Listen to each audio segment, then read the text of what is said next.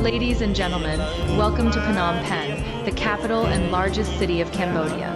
Phnom Penh is the pearl of the Cambodian crown, a millennium-old capital on the banks of the Mekong River.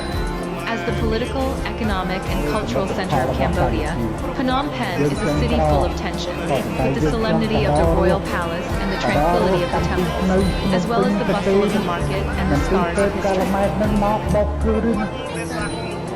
history. ឥឡូវយើងចង់មានសមត្ថភាពបដាបដាចេះធ្វើបដាបដា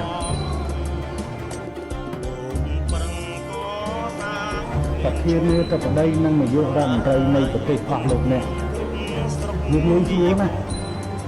ព្រោះអ្វីឡើងមកមានទាំងអស់ហើយខ្ញុំចាប់ផ្ដើ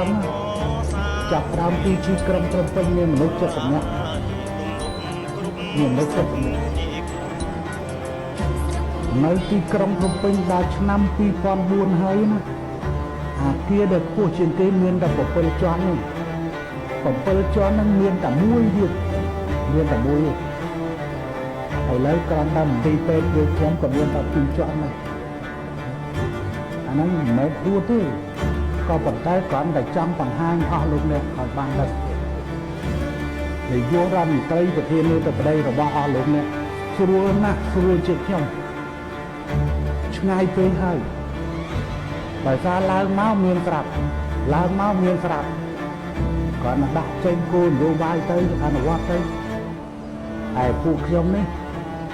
ចាប់ផ្ដើមដៃម្ខាងទប់ខ្មែរក្រហមកុំឲ្យមកវិញដៃម្ខាងទៀតតែកសាងប្រទេសចាប់ពីលេខ0ចាប់ទុកថាយើងខ្ញុំកសាងប្រទេសពីបាត់ដៃប្រទេសហើយបាត់ដៃនឹងរបួសទៀតត្រូវគេដាក់តណ្ហា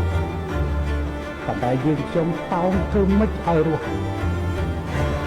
នេះគឺចំណុចដែលសង្គមថាអស់លោកអាចមើលថាចរិតរបស់ពួកយើងខ្ញុំយ៉ាងម៉េច